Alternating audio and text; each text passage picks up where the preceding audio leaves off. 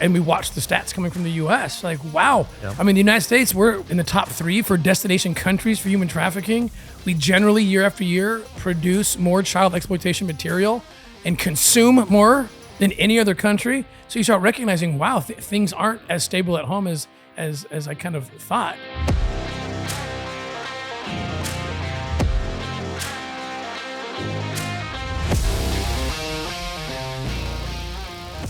Hey guys, Tim Ballard here. This is In the Trenches. These are the stories of Operation Underground Railroad, our successes, our challenges, our operations. And if you want to donate to make sure that we can continue to make these stories by doing real rescue operations, please go to ourrescue.org and help us out. Thanks so much. Hey everybody, welcome back to another episode of In the Trenches, where we take you inside the trenches of operations, law enforcement, aftercare, everything we do here at Operation Underground Railroad. I have a really important guest here, one of my favorite people in the world, JC Holt, who runs our domestic projects. But that's not how you entered O.U.R. initially. Tell us your experience. How did you learn about O.U.R.? How did you get involved, and what did you do? I learned about O.U.R. several years ago when I was a police officer. I had a buddy who was a friend of yours or an associate, and he was telling me about what you were doing, and I thought, well, that's noble. You know, I'm glad that there are people that are out there doing that. And I didn't think that I was going to be one of them, to be honest with you. And I had some experience in training undercover and doing undercover work. And so I met your organization or came into the group by that way of just spending some time sharing talents on training people how to do undercover work from the police side of things, from the police world. Because you were doing undercover work before I even knew who you were. I recruited you at a time when, honestly, at the time, I didn't even know you had worked for us in that capacity. No, it was funny. I tell everybody the story of that, and I don't think they believe me. I worked for Tim Ballard for like 3 years before I actually met the guy, in person, in the flesh. I did some training with undercovers, and then a couple of your employees said, why don't you come do some operations with us? And I just, to be honest with you, I didn't think I would ever do that. It was a little bit out of my comfort zone, to be quite candid. And I ended up doing several undercover operations. And some crazy ones. You got stuck on the Amazon, I had right? Some crazy ones. You got chased out of Mexico. Yeah, I did. I had some crazy ones that I felt like I almost didn't come home. Just things happened. I tend to be the guy that the handful of the few that I went on, some things happened, and it was very difficult for me, but very character defining. Be quite honest with you, in all seriousness, changed my life. And I've come from a background of service, public service in my professional career, and I just view this as an extension of that. And I think in a lot of ways, it's what drives me in life, whether I want it to be or not. It's just where I found myself. Well, I know you showed up with passion, because in the first year of you taking over our domestic program from the previous person, you did more in that year than the other person had done in like 5 years, like not even close, like ran circles around this other person. And I think the difference is that passion that we lacked. Because, when O.U.R. started, it was based on a true story, right? When the true story was, as an HSI agent, I was limited jurisdictionally about where I could go. So if I got leads that took me too far out of where I had jurisdiction, I had to come home. But I got too close to seeing too much. And so we went, the idea was we're going to go into these countries where there's very few resources and actually go in and help. Mm-hmm. But then after we started growing for a while, we realized, and we watched the stats coming from the U.S. Like, wow. Yep. I mean, the United States, we're in the top 3 for destination countries for human trafficking. We generally, year after year, produce more child exploitation material and consume more than any other country. So you start recognizing, wow, things aren't as stable at home as I kind of thought.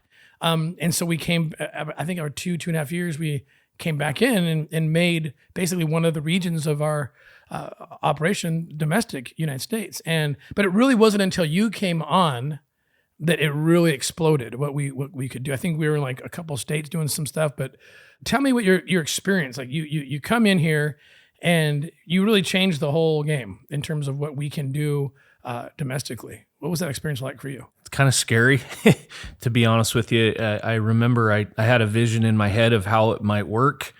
And I think the scariness came from failing, maybe perhaps like coming in and not being able to deliver what I felt like was appropriate for the time. And I've always viewed this subject as we need people to be addressing it and working on it right now. Like not tomorrow, not next week, but like now and yesterday.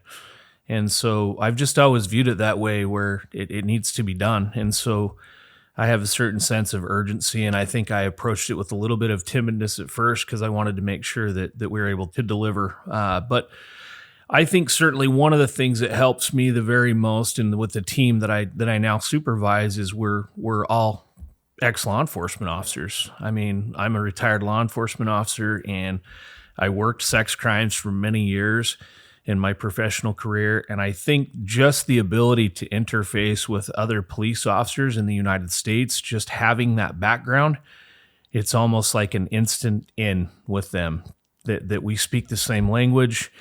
And that has been extremely helpful. And then obviously just the blessings of resources that we've had as an organization to be able to go in and offer some of these things that they can't get. Maybe they don't have budget for, or other things. So just the relationships, the ability, and the willingness to get things done now. Typically, if you're working for the government, you apply for a grant. Yeah, I mean, you've probably done this back in your government days. You apply for a grant, and you hear 6 months later? Oh, hey, we didn't get that grant, by the way. Agencies approach us, and it's done in a week.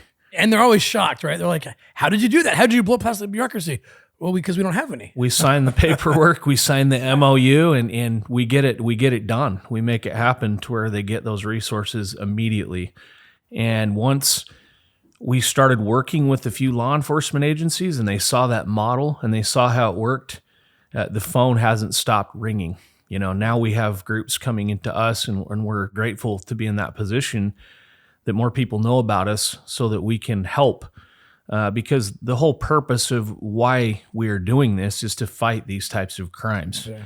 And just the ability to do that at an accelerated pace is just awesome, and I attribute it to the members of the team that work there, and just the fact that they're just getting things done.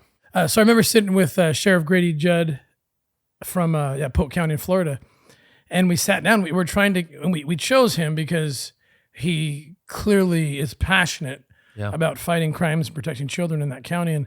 And we showed up and we said, hey, we want to give you a $500,000 mobile lab so that you guys can move around and do warrants quicker and do the digital forensics on the scene, so you can actually get enough evidence on that day and hopefully make an arrest that day, as opposed to waiting for 8 months for the digital forensics to be done in some lab that's backlogged.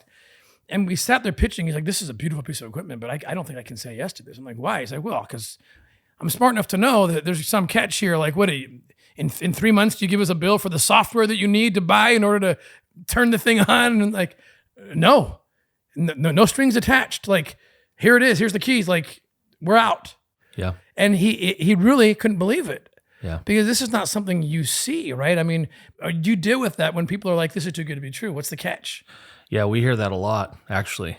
Nothing's free. There has to be something attached with this, and there's just not. There are a few little things, to be honest. Just that hopeful working relationship that we have with them, that they can share their success stories with us. That way, we can go back and give our donors the feedback that they need to know how we're deploying these funds that we take in to fight this, and they're all too happy to reciprocate on that. I mean, we kind of have a motto on my team. We fund the police instead of defund the police. We fund the police. Okay. Because they need it. They need the resources to fight this, and it's expensive. Some of the tools and equipment and stuff that they need, it's expensive. I was so frustrated during that whole, and it's somewhat, we still see, remnants of it, but this whole defund the police. Yeah. Because I know what what law enforcement knows is, look, there are proactive investigative groups and reactive groups. The reactive groups, you have to respond. I mean, it's right in your face. It's homicide, it's bank robberies. It's right there. Like, there's nothing, you got to respond. Unfortunately, child crimes generally, they're not generally reactive sometimes, but usually it's, you got to get out there. You got to be aggressive. You got to go after. These guys are hiding their crimes and hiding the children, right?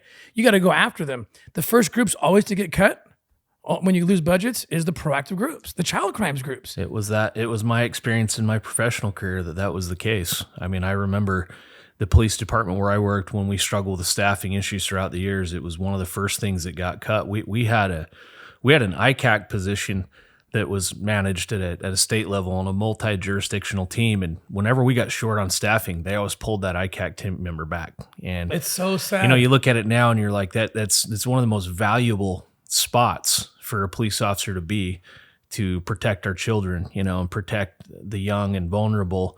And we're pulling those positions back when we have staffing issues. And that happens. I mean, that's happening right now today in America, where departments are struggling with staffing, and these investigative units in many different areas they're being depleted, and officers are being, they're out on patrol. They're responding to the bank robberies, the crimes in progress, because they have to be reactive in some sense, right? Yeah. And so just the ability to not be proactive is a huge hindrance to our law enforcement officers. Yeah.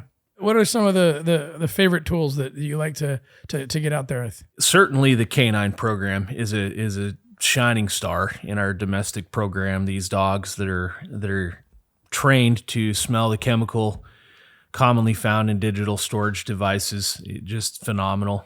We've been fortunate enough to sponsor more than 60 of these dogs across 30 plus states in the United States just in the last 2 years. It's been phenomenal.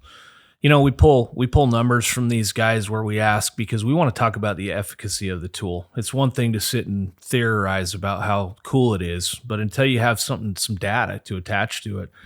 But, I would just tell you this, in 2022 alone, we tracked about 50 of these dogs. Collectively, they went on 1,300 plus search warrants. They found hidden devices, 75% of the time on those warrants, attributed hundreds of arrests as a result of that, and helped countless victims. So, I mean, that is a huge one. And probably secondly, I would just keep it simple and say the devices that those dogs find or the officers find, now they have the complexity of getting into that device. What if it's locked? What if it's encrypted?